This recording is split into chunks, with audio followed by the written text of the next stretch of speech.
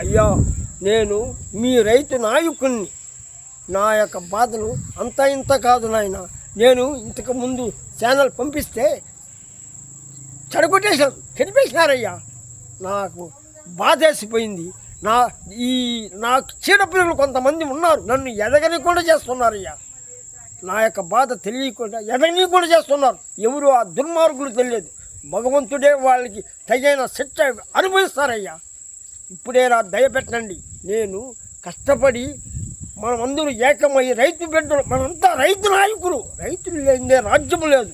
రైతు మన యొక్క షుగర్ ఫ్యాక్టరీలో 49 కోట్ల రూపాయలు రావాలి. ఆ రైతులకు, కార్మికులకు మనం కష్టపడి మనం పనిచేసినటువంటి బాధ మనకి తెలుస్తుందయ్యా.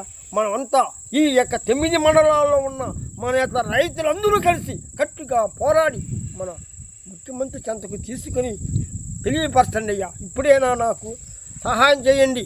నాకు అందరూ ధైర్యంగా కల్పించండి. నాకు అండగా నిలబడండి. నాకు సపోర్ట్ చేయండి. నాకు అదే నా కోరిక. నా రైతు సోదరులకు అందరికీ నా యొక్క నమస్కారం.